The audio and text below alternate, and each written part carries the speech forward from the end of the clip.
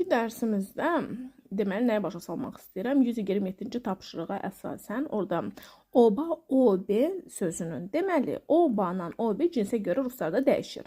Məsəl üçün oğlanlar, hər iki oğlan olur oba malçika. Niyə görə? Çünki oba sözü yalnız kişi cinsində və yaxud da ki orta cinsdən istifadə olunur. Obi isə qızlara aiddir, qadın cinsinə aiddir. Obi девочки, obi kniги были интересны. Hər iki kitab maraqlı idi. Baxırıq indi burada deyir ki bizə səhv tapın. Deməli A variantına baxırıq. Ana выполнила оба задания. O hər iki tapşırığı yerinə yetirdi. Baxırıq biz sözün özündən. Burada zadaniya yazıb çünki cəmdədir. Sözün özü zadaniyedir, orta cinsdir və beləcə orta cinsdən oba istifadə eləmək olar. İndi B variantında on решил обе примера. Baxırıq indi burada. Primer kişi cinsidir.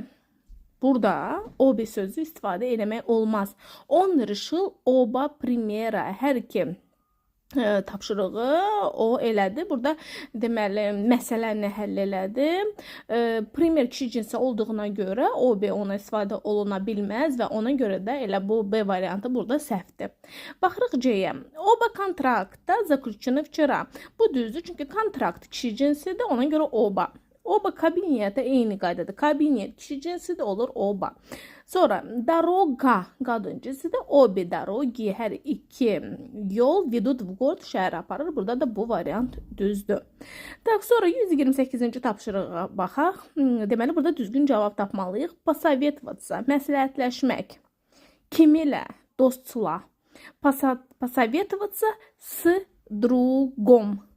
Dostla biz baxırıq drug kişi cinsindədirsə ilə kim s drugom biz kişi cinsində bilirik ki tvarительный падежdə on şəkilçisi ilə bitməlidir kişi cinsi s drugom.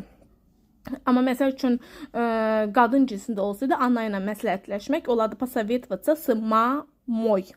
İndi ikinci объяснять başa salmaq, izah etmək, kimə, kamu объяснять кому. Burada kamu kimi olduğuna görə дательный падеж, дательный падежdə də olur объяснять другу. Kişi cinsində drug, deməli дательный падежdə olur u şəkilçisindən bitir, olur объяснять другу. Yox, əgər anaya izah etməli olsaydıq, olardı объяснять или объяснить, izah etmək, объяснить кому, маме. Deməli burada düzgün variant D-dir.